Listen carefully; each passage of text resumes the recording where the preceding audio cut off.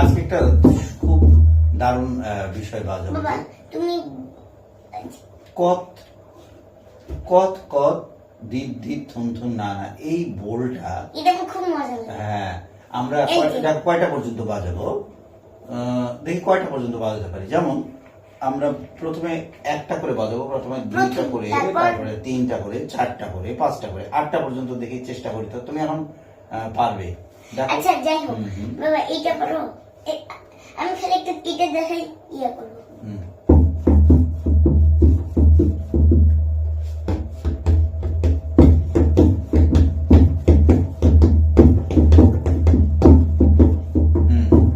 তো দেখো বাজাবো কি যে এটা হলো তবলার উপরে হাত বসানোর জন্য খুব, এই পানিটা খুব ভালো।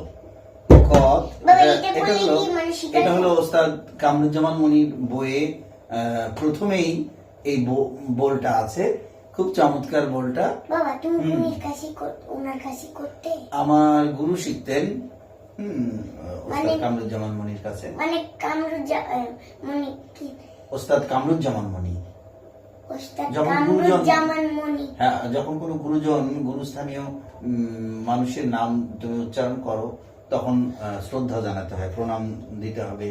হ্যাঁ, তো আমি আজকে দেখো বাজাচ্ছি যে প্রথমে তুমি আমি একসঙ্গেই বাজাবো। প্রথমে আমরা তাহলে 1 2 3 4 5 6 7 8, যেমন ক দাও, মানে আমরা সব্যসাচীর মতো করবো। দুই হাত সমান ভাবে চালানোর জন্য এই পদ্ধতিটা না। প্রথমে কিছু সময় আমরা একটা করে বাজাবো। দেখো 1 2, আমরা একটা কাউন্ট করে নিই যে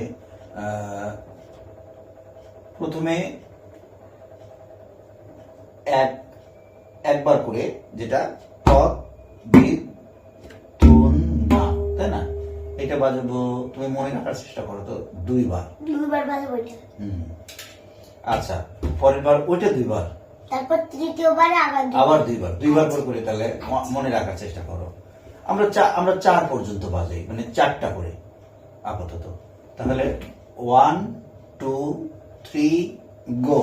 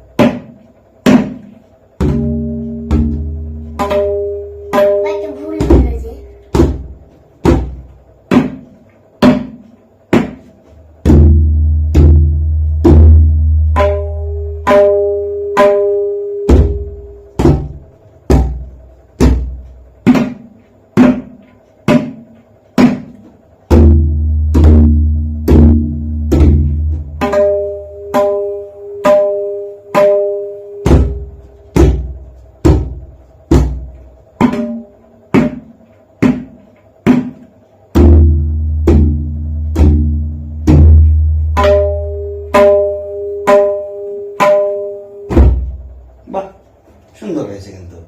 তো এইরকম করে এখন আমরা 8 বার বাজাই তো দেখি, মানে কত কত কত কত এরকম করে 1 2 3 4 5 6 7 8 কত, এরকম লয়টা এরকম কত কত কত কত কত কত কত কত, তাহলে কয়বার হলো?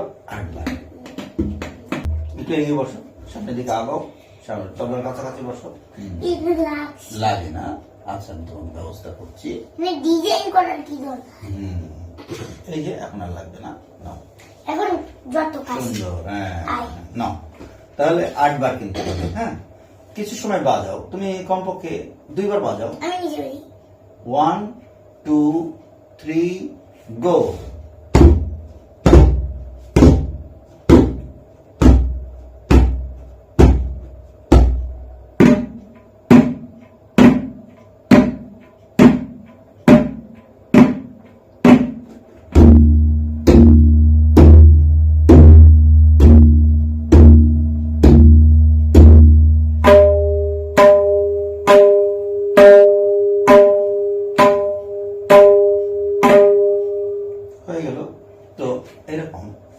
দেখো মজা লাগছে। মজা লাগবে যে এরকম করে বাজাতে হয়। তো আচ্ছা, এই দেখো দ্রুত বাজালে কেমন লাগে তুমি একবার শুনে নাও আগে, শোনার পরে তারপরে তুমি চেষ্টা করো।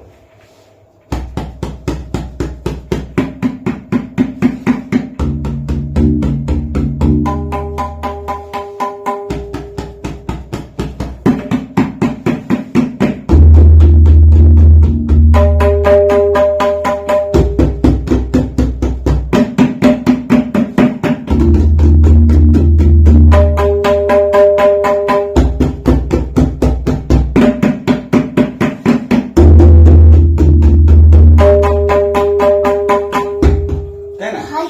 মজা মজা লাগে না? এখানে যদি প্রথমে আরো তবলা বাজানোর আরো সময় দুইজন বন্ধুরা, থাকতো। যে যদি যারা প্রশিক্ষক হিসেবে কাজ করেন তাদের প্রথমেই যেন শিশুরা ভয় না পেয়ে যায়, আনন্দ পায়। আনন্দ পেলে শিক্ষায় দ্রুত অগ্রসর হওয়া যায়, এটা আমি অনুভব করেছি। আমরা যখন গুরুদের কাছে যাইতাম খুবই গুরুকে দেখে খুব ভয় পেয়েছি। তো গুরুকে আসলে ভয় পাওয়ার কিছু নেই, গুরুকে সম্মান করতে হবে, শ্রদ্ধা করতে হবে, গুরুর প্রতি ভীষণ ভক্তি থাকতে হবে, আজীবন বিশ্বাস থাকতে হবে। তাহলে বাবা, তুমি যখন প্রথম গিয়েছিলে তখন গিয়ে পুরো বকেছিল। গুরু বকেনি, কিন্তু গুরুর যারা আশেপাশের মানুষ থাকে অনেকেই মানে চায় যে যেন ভালো করে না শিখতে পারে, তাদের নিজেদেরকেও থাকলে এরকম হয়। অথবা গুরুর সাথে যারা চলে তারা চেষ্টা করে যে একজনকে একটু হেয় প্রতিপন্ন করে ওরকম যেন গুরুর কাছাকাছি না যেতে পারে। এরকম হয় কখনো কখনো। তো যাই হোক, সেটা কথা না, খুব নিজের লক্ষ্য থাকতে হবে, তাহলে অভিষ্ট লক্ষ্যে মানে সুন্দরভাবে সে সঠিক জায়গায় পৌঁছে যাবে, এটা হলো নিয়ম। বাবা, মনে করো আমি পড়াশোনা করছি আবার এটাও করছি, দিয়ে আমি যাবো আর্মি অফিসার হবো। আচ্ছা, সেটা যদি তোমার ভাগ্যে থাকে তখন তুমি হতে পারবে।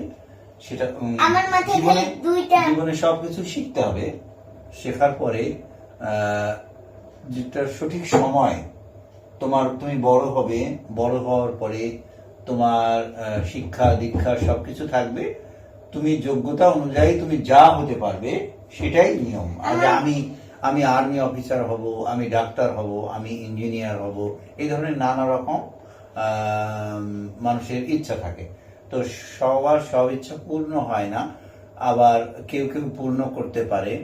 তো আমরা হলো নিয়ম হলো, আমি যদি মনে করি আমার ক্ষমতা কতটুকু তার উপর নির্ভর করছে আমার হওয়া, তাই না? আমাকে সেইভাবে এগিয়ে যেতে হবে যে আমি সুন্দরভাবে লেখাপড়াটা অবশ্যই করব এবং কাজকর্ম সমস্ত কিছু করব, করে এগিয়ে যাব। যাওয়ার পরে যে জায়গাটাতে আমার যাওয়ার ইচ্ছা সেটাতে আমি চেষ্টা করব। প্রথম আমার মাথায় খালি দুইটা জিনিস ঘুরপাক খাচ্ছে, বলো। ফুটবলার হওয়া আর আর্মি অফিসার হওয়া, কোনটা হওয়া খেলে। আচ্ছা, তুমি পা ঘেমে গেছে। তো যাই হোক, আমরা এইভাবে কিন্তু তবলাটাকে প্র্যাকটিস করতে পারি। ধন্যবাদ সবাইকে, আজকে এটুকুনি। আমরা এরপরে দেখব যে কি বাজানো যায়।